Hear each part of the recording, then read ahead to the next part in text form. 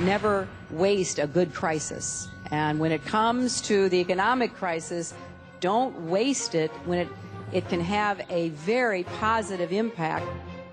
You never want a serious crisis to go to waste. The way we're going to win over the long term is not just militarily. We've got to win over hearts and minds. And what that means is we've got to invest in countries that have no educational infrastructure, have no means for young people to get ahead. We've got to give them a stake in creating the kind of world order that I think all of us would like to see. Stay tuned for politics and religion.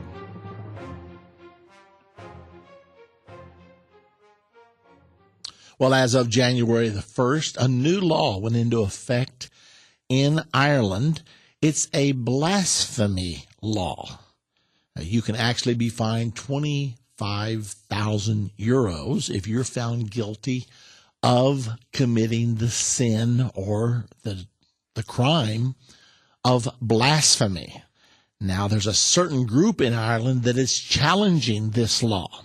This atheistic group has published a series of quotations on religion in an attempt to challenge a blasphemy law that went into effect on New Year's Day.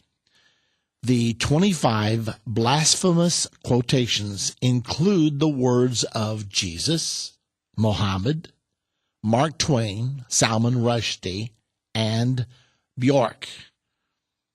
Atheist Ireland published the list on its website Friday. It says it aims to challenge the law which makes blasphemy a crime punishable by between $25,000 and $35,000, or actually 25,000 euros, which translates to $35,000. Despite these quotes being abusive and insulting in relationship to matters held sacred by various religions, we unreservedly support the right of any Irish citizen to make comparable statements about matters held sacred by any religion without fear of being criminalized and without having to prove to a court that a reasonable person would find any particular value in the statement. Now, this is not something to be laughed off because this is a real law. It's in Ireland. It's one of the members of the European Union. But what's really going on behind the scenes? For several years now, the Muslim section of the world has been bringing to the United Nations an anti-blasphemy law.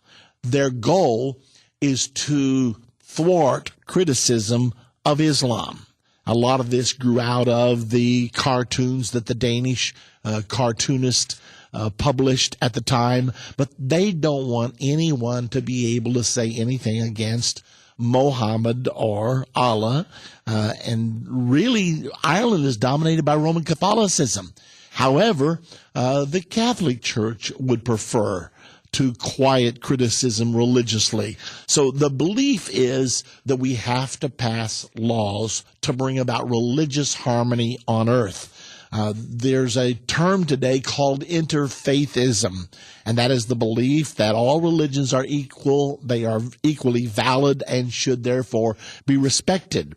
The goal is that there would be no rhetoric against any religion in particular. Now, the problem is, as this Atheist Society of Ireland is pointing out, that most of the founders of the very religions that these people want to defend, they themselves spoke words that would violate this very blasphemy law. For example, Jesus looked at the Pharisees and said, "You're of your father, the devil.